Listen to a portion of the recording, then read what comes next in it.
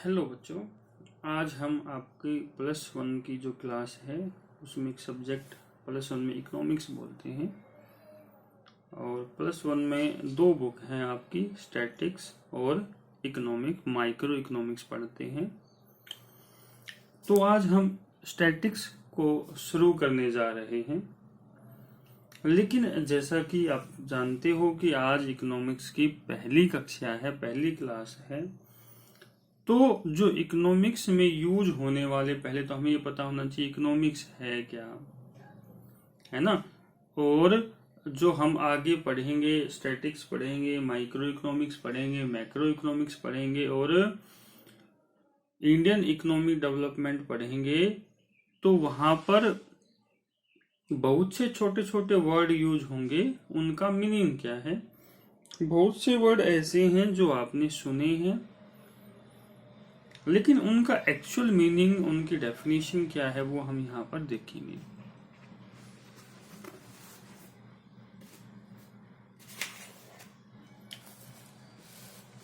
तो बात करते हैं इकोनॉमिक्स की।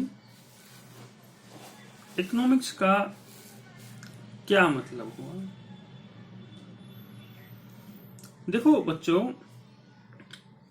जिस प्रकार फिजिक्स है, जिसको हम हिंदी में भौतिक विज्ञान कहते हैं, केमिस्ट्री है जिसको हम रसायन विज्ञान कहते हैं, बायोलॉजी है जिसको हम जीव विज्ञान कहते हैं, इसी प्रकार इकोनॉमिक्स भी एक साइंस है। इकोनॉमिक्स भी क्या है? एक विज्ञान है, साइंस है। लेकिन कौन सा विज्ञान है? सोशल साइंस है। इकोनॉमिक्स क्या है? समाज का विज्ञान है, सोशल साइंस है, समाज का विज्ञान है, सोशल साइंस है। अच्छा, तो अब अलग अलग सब्जेक्ट के, फिजिक्स क्यों पढ़ते हैं, केमिस्ट्री क्यों पढ़ते हैं, बायोलॉजी क्यों पढ़ते हैं, तो इकोनॉमिक्स पढ़ने की हमें जरूरत क्यों पड़ती है, ये क्या सब्जेक्ट है, हमें पता होना चाहिए। तो देखो, मान लो आप दुनिया के सबसे अमीर आदमी हो, you are the richest person in this world. तो क्या बताओ, आप अपनी सभी इच्छाएं पूरी कर सकते हो? क्या आप अपनी सभी आवश्यकताएं पूरी कर सकते हो? चाहे कोई भी व्यक्ति कितना ही अमीर क्यों ना हो, और चाहे कोई भी देश कितना ही अमीर क्यों ना हो, वो सारी आवश्यकताएं पूरी नहीं कर सकता। जैसे अमेरिका है, उसको आप एक डेवलप नेशन मानते हो, लेकिन वहां पर भी चुनाव होते हैं, वहां पर भी चुनावी मुद्दे हैं, मतलब उनकी भी बहुत सी आवश्यकताएं अभी अधूरी हैं। तभी तो वो चुनाव प्रचार के दौरान उन अधूरी आवश्यकताओं का जिक्र करते हैं कि अब की बार अगर हम सत्ता में आए, हम पार्टी में आए, तो हम ये काम करवाएंगे। तो मतलब इतना अमीर देश होने के बावजूद भी उसकी इच्छाएं अधूरी है। बड़े बड़े लोग, अमीर लोग हैं, उनकी भी बहुत सी इच्छाएं अधूरी हैं। क्यों इच्छाएं अधूरी होती हैं? क्योंकि जो वांट्स हैं, क्योंकि जो हमारी वांट्स हैं वो क्या है? अनलिमिटेड है। वांट्स क्या है? अनलिमिटेड है। हमारी वांट्स क्या है? अनलिमिटेड से। हमारी इच्छाएं असीमित हैं। जब आप छोटे बच्चे थे तो आपकी छोटी छोटी इच्छाएं थी, छोटे छोटे खिलौने लाने की इच्छाएं थी। जब आप बड़े हुए तो आपको एक अच्छी साइकिल लाने की इच्छा होती है। आप और बड़े हुए तो एक अच्छा मोबाइल लाने की इच्छा होती है। उसके बाद और दूसरा मोबाइल लाने की इच्छा होती है, बाइक लाने की, गाड़ियां लाने की, अच्छे अच्छे मकान बनाने की, घूमने की। जैसे जैसे आपकी इच्छाएं पूरी होती रहती हैं, एक इच्छा पूरी होती है, दूसरी इच्छा, दूसरी वांट्स जन्म ले लेती है। तो वांट्स क्या है? अनलिमिटेड है। चलो, वांट्स अनलिमिटेड है, और यदि हमारे पास रिसोर्सेज जिनके जरिए हम इन वांट्स को पूरा करते हैं, जैसे मान लो पैसा, मान लो, या और कोई जो आपकी इच्छा है उसको पूरा करने के लिए जो साधन है, जो रिसोर्सेज हैं, वो भी अनलिमिटेड होते तो काम चल जाता। वांट्स भी अनलिमिटेड और रिसोर्सेज भी अनलिमिटेड। लेकिन जो रिसोर्सेज हैं रिसोर्सेज हैं वो क्या है, लिमिटेड हैं, वो थोड़े हैं, वो सीमित हैं। ठीक है, आपकी इच्छाएं तो अनलिमिटेड, रिसोर्सेज क्या, लिमिटेड। लिमिटेड रिसोर्सेज है तो चलो फिर भी काम चल जाए, लेकिन लिमिटेड रिसोर्सेज के साथ साथ जो रिसोर्सेज हैं उनका अल्टरनेटिव यूजेज है, उनके बहुत यूज हैं, बहुत उपयोग हैं। जैसे कि दूध है, मान लो दूध से आप चाय भी बना सकते हो, दूध वैसे भी पी सकते हो, दही भी बना सकते हो, मिठाइयाँ भी बना सकते हो, आइसक्रीम भी बना सकते हो। आपकी कोई इच्छा है उसको पूरा करने के लिए मान लो दूध की जरूरत है, तो दूध के क्या है, अल्टरनेटिव यूजेज हैं। जमीन है, एक जमीन पे आप खेल का मैदान बना सकते हो, खेती कर सकते हो, उस पे बिल्डिंग बना सकते हो, उस पे पार्क बना सकते हो, उसमें तालाब बना सकते हो। तो एक जमीन है, आपकी इच्छा है उस जमीन से रिलेटेड वांट्स है, लेकिन जमीन अनलिमिटेड नहीं है, रिसोर्सेज जो है अनलिमिटेड है, और जो रिसोर्सेज हैं उनके अल्टरनेटिव यूजेज हैं। जैसे आप इसको इस प्रकार से समझो, मान लो जो मध्यम परिवार से हैं, मिडिल फैमिली से हैं, या जो पुअर फैमिली से हैं, उन लोगों के पास जो पैसा आता है, मान लो आमदनी आती है, इनकम आती है, हर महीने वेतन आता है, सैलरी आती है, तो बच्चे क्या करते हैं, हमारे घर वाले वो उस पैसे का देखते हैं, वो पैसा क्या है, लिमिटेड है, अनलिमिटेड पैसा नहीं आता। उस पैसे को देखते हैं भाई अब जरूरत किसकी है, सबसे अधिक जरूरत, अच्छा अब जरूरत है, मान लो बीमारी चल रही है तो दवाई मेडिसिन प्रायोरिटी में है, तो मेडिसिन के लिए खर्चा करते हैं। अब शादी वगैरह आ गई तो कपड़े लेके आने, कपड़े के लिए खर्च करते हैं, है ना। अब स्कूल की फीस जमा करानी है, अब मकान की रिपेयरिंग करानी है, तो क्या करते हैं, उनके पास जो रिसोर्सेज हैं, लिमिटेड रिसोर्सेज हैं, और उसके पैसे देखो, जो यहाँ पे हमने पैसा लिया, और उसके अल्टरनेटिव यूजेज हैं, तो उसमें क्या करते हो आप, लिमिटेड रिसोर्सेज के जरिए आपकी स्कूल की फीस, आपकी दवाई का खर्च, मकान का रिपेयर, कपड़े वगैरह, जो जिस सिचुएशन के हिसाब से आपको सबसे बेस्ट लगता है कि भाई अब इस सिचुएशन में हमें ये चीज सबसे ठीक रहेगी, वही करते हो। मतलब आप लिमिटेड रिसोर्सेज के जरिए अनलिमिटेड वांट्स को पूरा करने की कोशिश करते हो, ठीक है ना। और पूरा कैसे करते हो आप, दिमाग का प्रयोग करके। दिमाग का प्रयोग करके मतलब रैशनल मैनेजमेंट करते हो आप, क्या करते हो, रैशनल मैनेजमेंट करते हो आप, विवेकपूर्ण प्रबंध करते हो, ठीक है ना।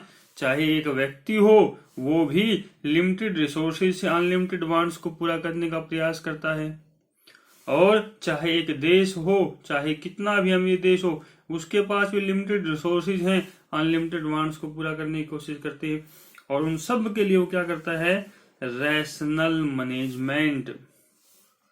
और ये रैशनल मैनेजमेंट करने के लिए ही हमें बच्चों क्या पढ़ना पड़ता है, इकोनॉमिक्स पढ़नी पड़ती है, इकोनॉमिक्स पढ़नी पड़ती है। अर्थशास्त्र जो पैसे का ज्ञान देता है हमें, वो हमें सब्जेक्ट पढ़ना पड़ता है। तो इसको छोटा सब्जेक्ट ना माने, इसमें रुचि ले। ये आर्ट का भी सब्जेक्ट है, साइंस का भी सब्जेक्ट है, और कॉमर्स का भी सब्जेक्ट है। ये आर्ट के बच्चे भी पढ़ते हैं, साइंस के बच्चे भी पढ़ते हैं, और कई कई जगह साइंस के बच्चे काफी कोर्सेज में इकोनॉमिक्स को पढ़ते हैं, और कॉमर्स के बच्चे भी पढ़ते हैं। तो वांट्स अनलिमिटेड हैं, रिसोर्सेज लिमिटेड हैं। तो अब हम बात करते हैं जो आपका सब्जेक्ट है स्टैटिक्स, जो +1 का है, पहले उसको हम 1 बाय 1 धीरे धीरे खत्म कर लेते हैं। उसके बाद हम किसकी बात करेंगे, माइक्रो इकोनॉमिक्स की बात करेंगे। अब छोटे छोटे जो वर्ड हैं इकोनॉमिक्स, जो आपकी बुक है, मैं विकी पब्लिकेशन की बुक से आपको पढ़ा रहा हूं, उसमें जो छोटे छोटे जो वर्ड दिए गए हैं जो आपके काम आएंगे, उनको देख लेते हैं, उनका मीनिंग क्या है। तो आपको इकोनॉमिक्स समझ में आ गई होगी। तो इकोनॉमिक्स क्या है, समझ में क्या आई इकोनॉमिक्स के बारे में, डेफिनेशन एक बार देख लेते हैं। Economics is a social science, ठीक है, कंसर्न विद द स्टडी। आप क्या करते हो, जो रिसोर्सेज है उनका बंटवारा करते हो ना, कुछ पैसा स्कूल की फीस के लिए, कुछ पैसा दवाइयों के लिए, कुछ मकान के लिए। Allocation of resources, allocation of resources करते हो इन सच ए मैनर, इस तरीके से, that you can get maximum satisfaction, है ना, इस तरीके से करते हो ना ताकि आपको मैक्सिमम सेटिस्फेक्शन मिल सके। तो अब इसको भी और तरीके से दे देते हैं भाई। एक तो मैक्सिमम सेटिस्फेक्शन चाहता है एक व्यक्ति, जिसको हम पढ़ते हैं माइक्रो इकोनॉमिक्स में, और एक पूरा देश सेटिस्फेक्शन चाहता है, इसको हम पढ़ते हैं मैक्रो लेवल पर। तो इसकी डेफिनेशन क्या बन गई, economics is a social science, सामाजिक विज्ञान है, कंसर्न विद द स्टडी, जिसमें स्टडी की जाती है एलोकेशन, किसकी, allocation of limited resources in such a manner,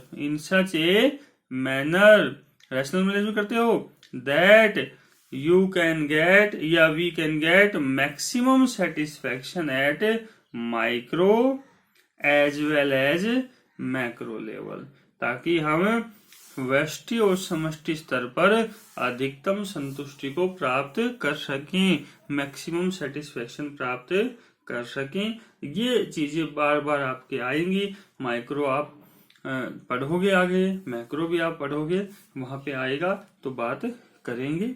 अब बात आती है छोटे छोटे वर्ड की।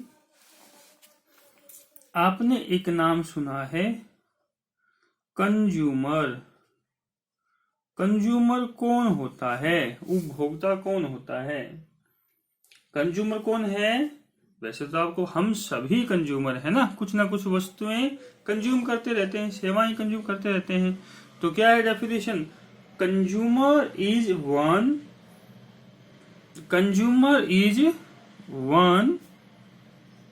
हु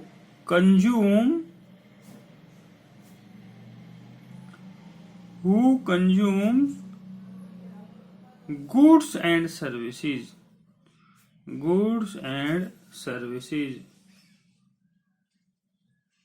किस लिए खाते पीते हैं हम भाई, सर्विस लेते हैं, for satisfaction of his wants, अपनी आवश्यकताओं की संतुष्टि के लिए जब हम वस्तुओं और सेवाओं का उपभोग करते हैं तो वो क्या कहलाता है, कंज्यूमर कहलाता है। एक ऐसा व्यक्ति जो अपनी आवश्यकताओं की संतुष्टि के लिए वस्तुओं और सेवाओं का क्या करता है, उपभोग करता है, तो क्या कहलाता है, कंज्यूमर कहलाता है। दूसरा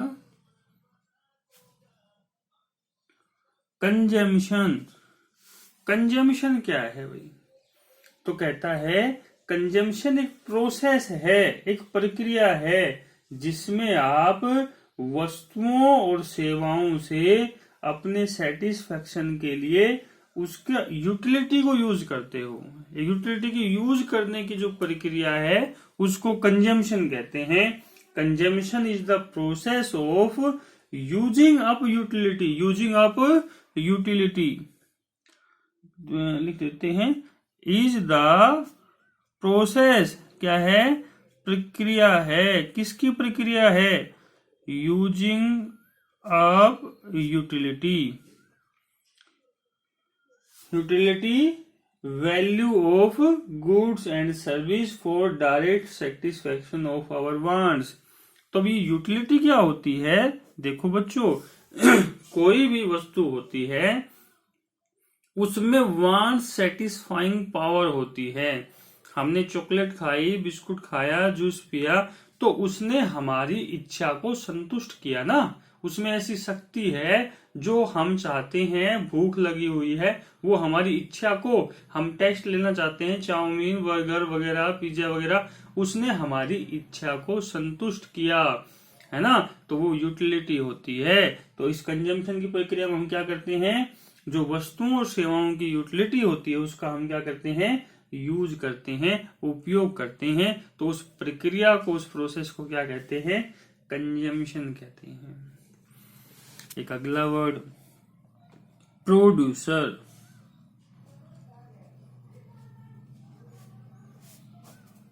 प्रोड्यूसर कौन है, प्रोड्यूसर को हिंदी में कहते हैं उत्पादक। उत्पादक कौन है, जो देखो कंज्यूमर तो ने वस्तुओं सेवाओं को कंज्यूम किया अपने सेटिस्फेक्शन के लिए, और प्रोड्यूसर क्या करेगा, प्रोड्यूसर वो है जो या तो प्रोड्यूस करेगा, हु प्रोड्यूस, या तो सामान को बनाएगा, प्रोड्यूस करेगा, या क्या करेगा, और या तो सेल करेगा,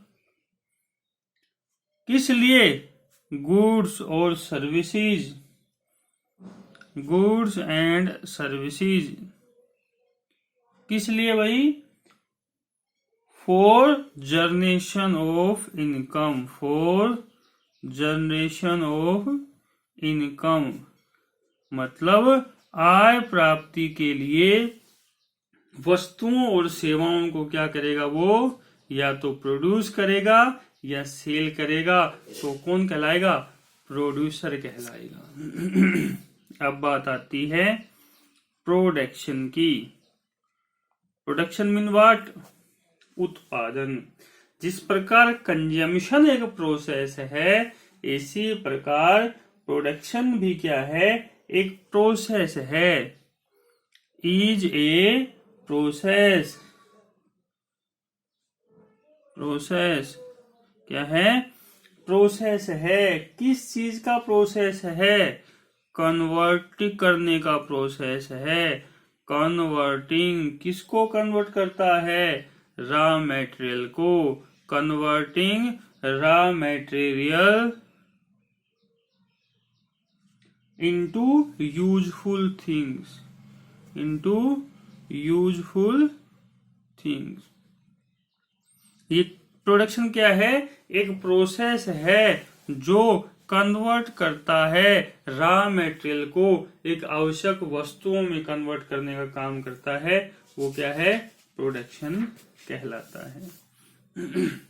अब देखो, अब बात आती है सेविंग की। बचत क्या है, सेविंग क्या है। सेविंग आपने बहुत बार नाम सुना है, ठीक है ना।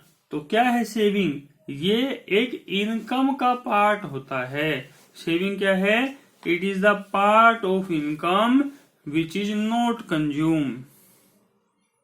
It is part of income which is not consumed।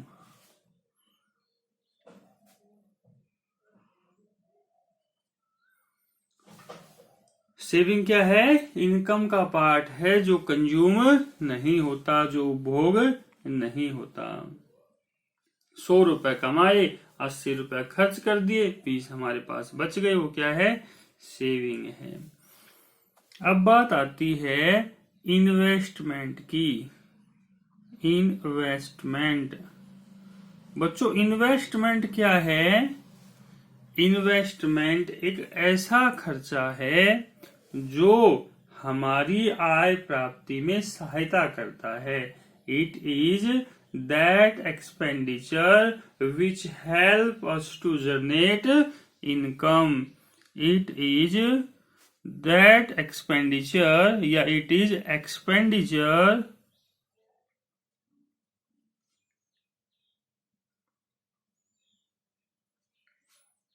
which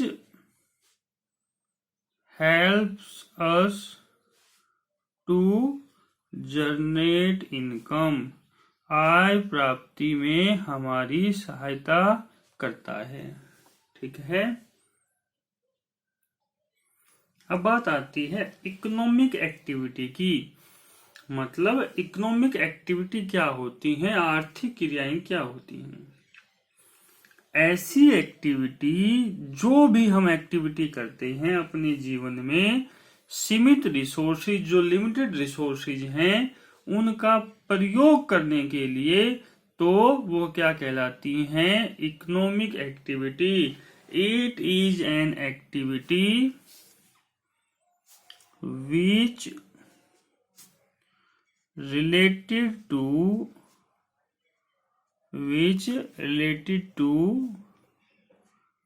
the use of scarce means का मतलब होता है साधन, रिसोर्सेज। मतलब जो एक्टिविटी लिमिटेड साधन से, मतलब कि जो लिमिटेड रिसोर्सेज हैं उनके यूज से संबंधित होती हैं, जो भी एक्टिविटी करते हो आप, वो क्या कहलाती हैं, इकोनॉमिक एक्टिविटी कहलाती हैं। अब एक वर्ड आता है इकोनॉमिक प्रॉब्लम। इकोनॉमिक प्रॉब्लम हमने शुरुआत में ही बताया। इकोनॉमिक प्रॉब्लम क्या है भाई, हमारे पास रिसोर्सेज क्या है, लिमिटेड, हमारी वांट्स क्या है, अनलिमिटेड। तो लिमिटेड रिसोर्सेज के जरिए अनलिमिटेड वांट्स को पूरा करने के लिए हम बेस्ट अल्टरनेटिव को चुनते हैं कि भाई इस सिचुएशन में हमारे लिए सबसे उपयुक्त क्या रहेगा। तो इकोनॉमिक प्रॉब्लम क्या है, problem of choice. Problem of choice, चुनाव की समस्या ही, प्रॉब्लम ऑफ चॉइस, चुनाव की समस्या ही हमारी क्या है, इकोनॉमिक प्रॉब्लम है। क्यों? क्योंकि हमारे रिसोर्सेज स्केर्स हैं और उनके अल्टरनेटिव यूजेज हैं। अब बच्चों, जो इकोनॉमिक्स है उसको हम दो भागों में बांट देते हैं। एक तो माइक्रो इकोनॉमिक्स और एक मैक्रो इकोनॉमिक्स। माइक्रो और मैक्रो इकोनॉमिक्स, मतलब कि इकोनॉमिक्स के दो बच्चे हैं, एक माइक्रो और एक मैक्रो। ये छोटे वाला बच्चा है, ये बड़ा भाई है, ये छोटा भाई है। तो कहता है microeconomics deal with economic issue और economic problem related to microeconomics unit, a household, example a industry और एक फॉर्म। मतलब माइक्रो का मतलब होता है छोटा, स्मॉल।